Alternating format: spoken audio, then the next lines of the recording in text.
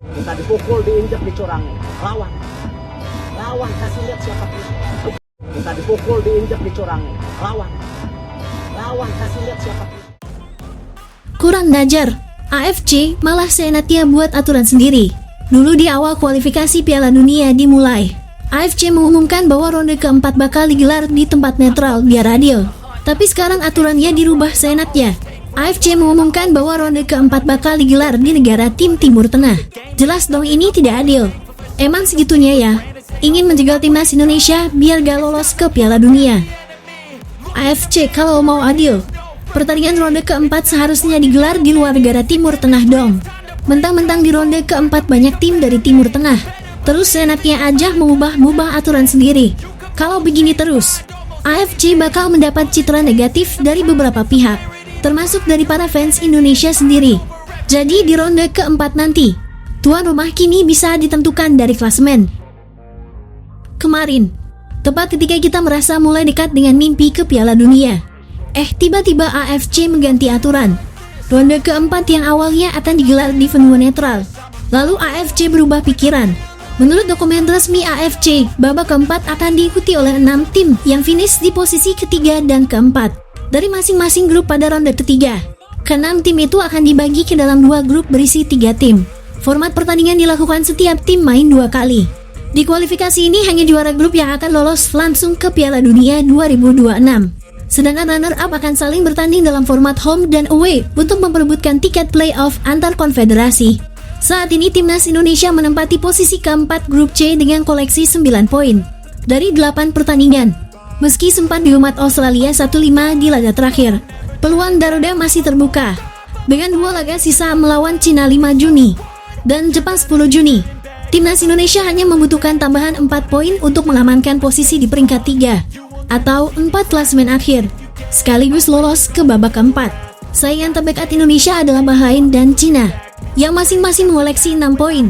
Dengan performa positif di laga tandang sebelumnya, Indonesia berpeluang besar meraih poin saat menjamu Cina di SUGBK jika mampu mencuri 1 poin dari Jepang di laga terakhir. Garuda sangat mungkin memastikan tempat di ronde keempat.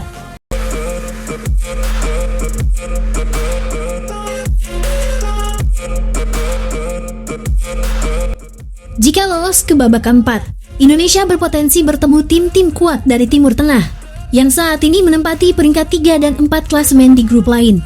Skuad Garuda bakal bertemu tim seperti Uni Emirat Arab, Irak, Oman, Arab Saudi, dan timnas Qatar. Namun berdasarkan gambar peringkat terkini dari AFC, Indonesia kini berada di posisi ke-6 dari klasemen gabungan peringkat 3 dan 4 grup. Hal ini menunjukkan bahwa skuad Garuda masih dalam jalur yang tepat untuk masuk ke babak keempat. Menarik ya, di klasemen sementara ini, timnas Uni Emirat Arab dan Irak dikabarkan akan menjadi tuan rumah untuk fase grup babak keempat. Alasan menurut AFC karena Emirat Arab dan Irak memiliki poin yang paling tinggi. Tentu hal ini bisa menjadi tantangan tambahan bagi Indonesia jika akhirnya berada satu grup dengan negara tersebut. Dengan sistem baru ini, Indonesia hanya perlu menjadi juara dari grup berisi 3 tim untuk bisa lolos langsung ke Piala Dunia 2026.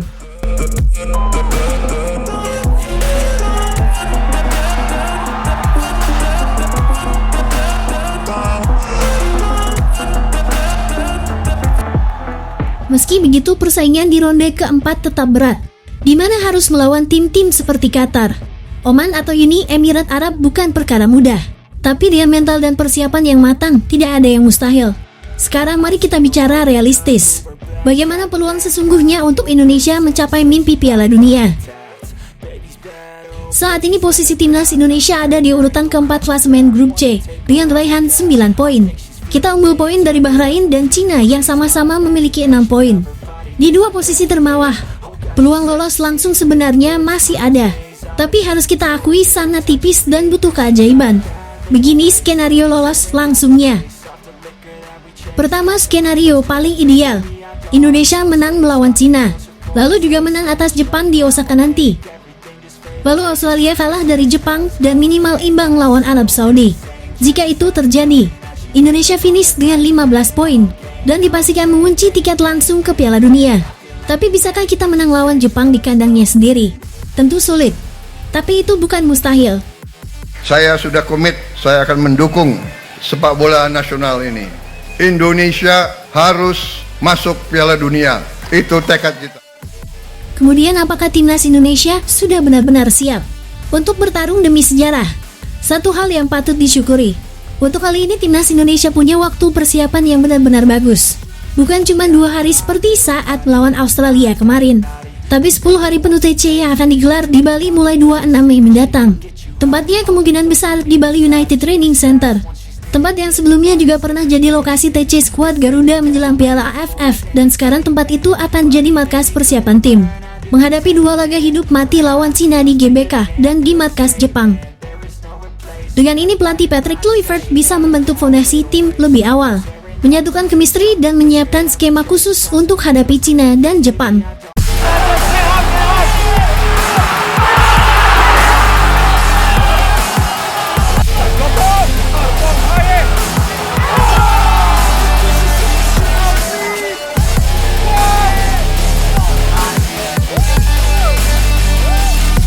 خسارة كبيرة بسبب إندونيسيا. من المفترض أن تكون مباراة استاد ضد مانشستر يونايتد مشروعا جيدا، ومع ذلك لا ترغب إندونيسيا في إرسال لاعبيها الأساسيين إلى فريقها. Pihak AFF mengakui bahwa proyek tim ASEAN All-Star mereka rugi besar karena Indonesia. Apa yang menyebabkan mereka rugi besar? Berikut pembahasan lengkapnya.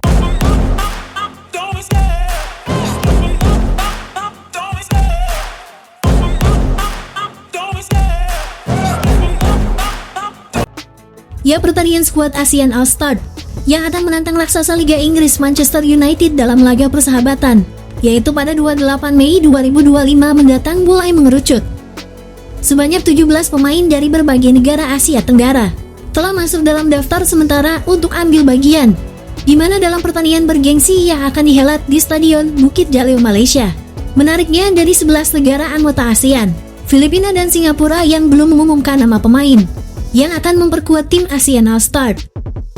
Sementara itu, Vietnam menjadi penyumbang pemain terbanyak dengan 3 nama, disusul Malaysia dan Thailand yang masing-masing mengirimkan 3 wakilnya.